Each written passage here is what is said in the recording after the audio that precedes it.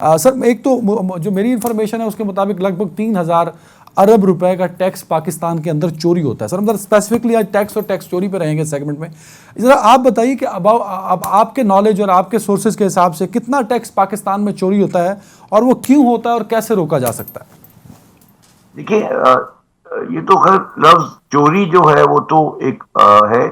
जो टैक्स होना चाहिए और जो नहीं होता, वो 3,000 से 4,000 अरब जो फिगर है वो आप कह रहे हैं वो ठीक है। बेसिकली आप बात ठीक करें अच्छा। कि 3 से 4,000 अरब का टैक्स जो है, जो आना चाहिए वो नहीं आता गवर्नमेंट के पास।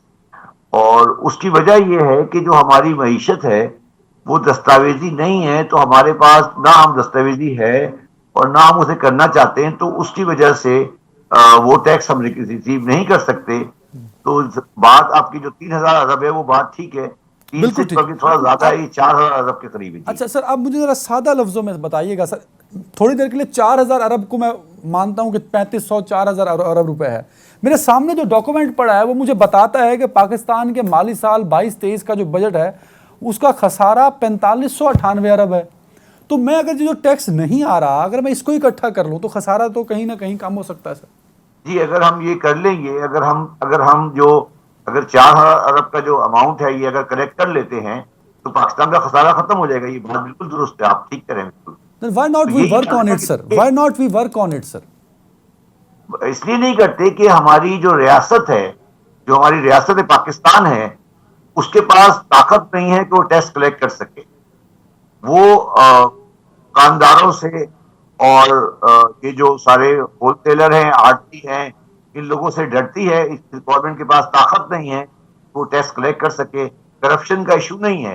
जो बाकी नई टैक्स वाले देने वाले हैं वो इतने मजबूत हो चुके हैं कि कोई आदमी उनसे नहीं लड़ सकता। और रियासत क्योंकि नाकाम हो चुकी है इसलिए टैक्स नहीं आता। और इस गवर्नमेंट ने तो उसके ऊपर और सोने पे सुहागा कर दिया है। तो उन्होंने फिक्स टैक्स लगा दिया दुकानदारों पर। एक बड़ी सी दुकान है, वो टैक्स 15,000 रुपए टैक्स देकर फारिग हो जाएगा। ठीक है, ये पाकिस्तान की मारूती हालत है। और इस पे कोई करप्शन, एफबीआर का रिफॉर्म, ये कोई चीज नहीं है। सिंपल बात यह है कि ये सारे मतलब इन्होंने टैक्स नहीं देना और रियासत पाकिस्तान के पास ये ताकत नहीं है तो वो इनसे टैक्स ले सकते। आप बतौर जब एफबीआई चेयरमैन थे तो तब खान साहब और पीटीआई और खुद आप भी टैक्स नेट बढ़ाने की बात करते थे, टैक्स कलेक्शन की बात करते थे, टैक्स टारगेट को अचीव करने की बात करते थे। तब आपके नॉलेज में था कि इतने हजार का टैक्स जो है वो नहीं कलेक्ट हो रहा। मैं तो उसको बतौर सहाफी मैंने बतौर बताया ना कि जब मैं गया था तो मेरा सबसे पहले झगड़ा किससे हुआ था? दुकानदारों से हुआ था ना, कि आप ये रिटेलर्स को, होलसेल को टैक्स नेट पे लेकर आए। आड़तियों से हुआ था ना मेरे से झगड़ा। तो अगर उसमें मैंने खान साहब ने मेरा साथ दिया और एक हद तक साथ दिया, और ने मेरा साथ दिया, एक हद तक साथ दिया। अगर वो मेरा साथ देते हैं और वो खड़े रहे, देखिए होगा क्या। अभी आप जब टैक्स लेने जाएंगे बाजारों में, ये नहीं देंगे तो बाजार बंद हो जाएंगे। फिर आप लोग मीडिया वाले आएंगे, वो कहेंगे कि शब्बर साहब ने मईशत बंद कर दी, मईशत रोक दी, मईशत का पक्का पहिया बंद हो गया। तो बात यह है अदनान साहब कि मसला टैक्स देने या लेने का नहीं है। जी। जब एक रियासत ने फैसला कर लिया कि वो टैक्स नहीं लेना चाहती तो खत्म हो गई बात। फिर आप क्या बहस कर रहे हैं कि टैक्स क्यों नहीं देते और क्या नहीं नहीं देते? नहीं ये सर, ये जरा क्लियर कीजिएगा सर, मुबहम हो गया ये बात।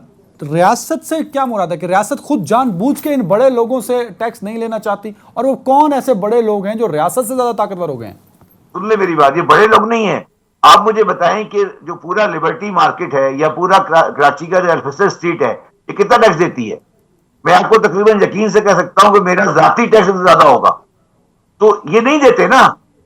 तो रियासत के पास ये हिम्मत नहीं है कि लिबर्टी मार्केट से लड़ सके। ये कह रहा हूं मैं आपको।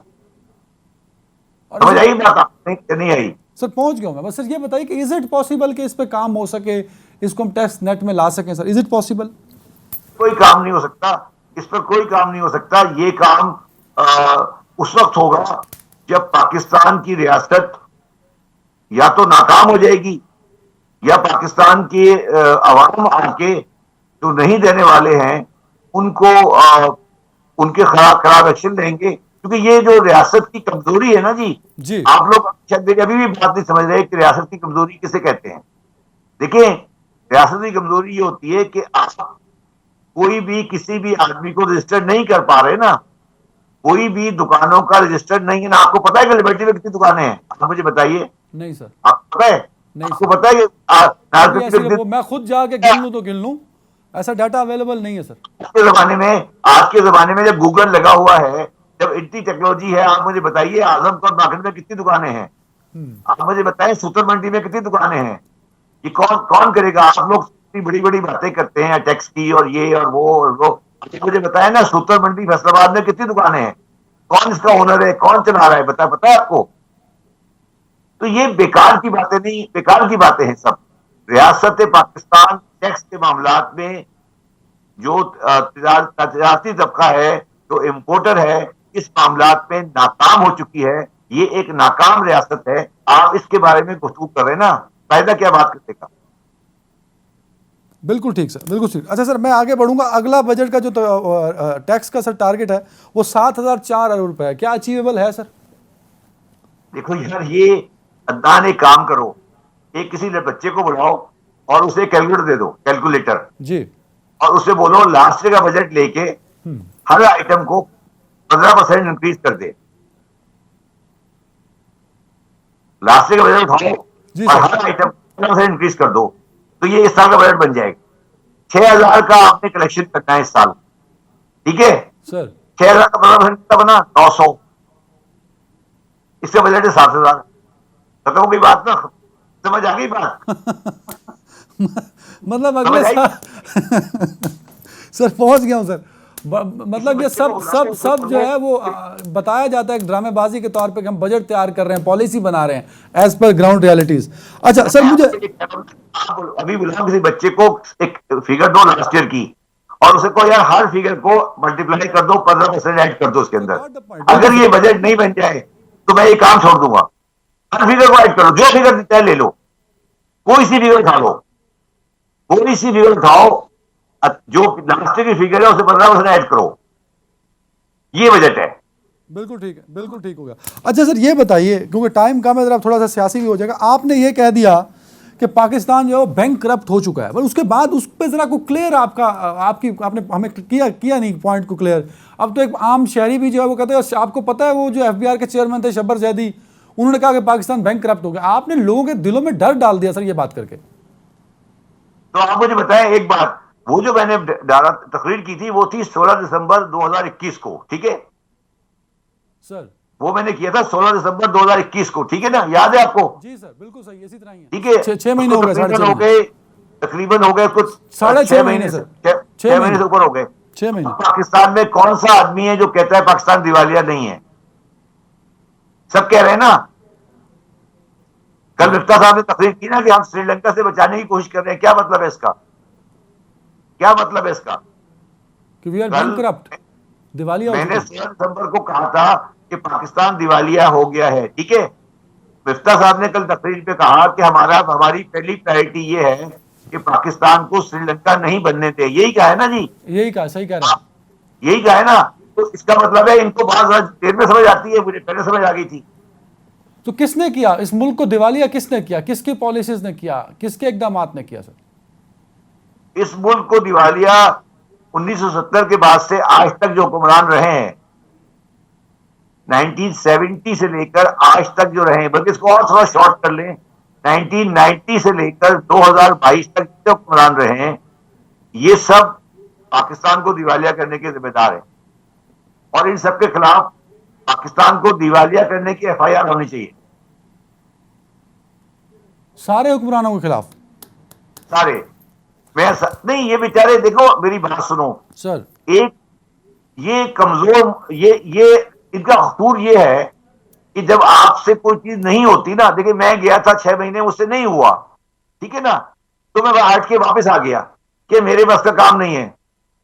सर ये बताइए, दिवालिया मैं थोड़ी देर के मान लेता हूँ ये आपका की बात, क्या दिवालिया हो चुका ये मुल्क सर? क्या ये मुमकिन है कि हमारी माशी पॉलिसीज ऐसी बने हम इस दिवालियापन से बाहर निकल सके सर? देखिए, इस मुल्क को अगर दिवालियापन से निकालना है तो हमें अपने माशरती और समाजी निज़ाम को तब्दील करना पड़ेगा। मिसाल के तौर पर हमारा मसला बिजली की पैदावारी सलाहियत में कमी नहीं है, बल्कि हमारे पास बिजली का ईंधन खरीदने के पैसे नहीं हैं। तो हमें चाहिए कि हम दुकानों को 6 बजे बंद करें, हमें ये चाहिए कि हम बड़ी गाड़ियों का हफ्ते में एक दिन इस्तेमाल बंद करें। हमें ये चाहिए कि हमें अपने इस्तेमाल में जो भी गैर मुल्की अशिया हैं वो बंद करें। हमें ये चाहिए कि हम जो सफर इख्तियार करते हैं उसको बंद करें। तो अगर आप ये 3, 4, 5 चीजें करना शुरू करेंगे और लोगों को ये एहसास दिलाएंगे कि वो जो पानी पी रहे हैं अगर वो भी इंपोर्टेड कंपनी का है तो वो भी आप डॉलर खर्च कर रहे हैं, जो आप बिजली जला रहे हैं ये भी एक डॉलर खर्च हो रहा है। तो जब आप ये चीज एहसास होगा और हमारे पास डॉलर नहीं है तो पाकिस्तान दिवालियापन से हटेगा।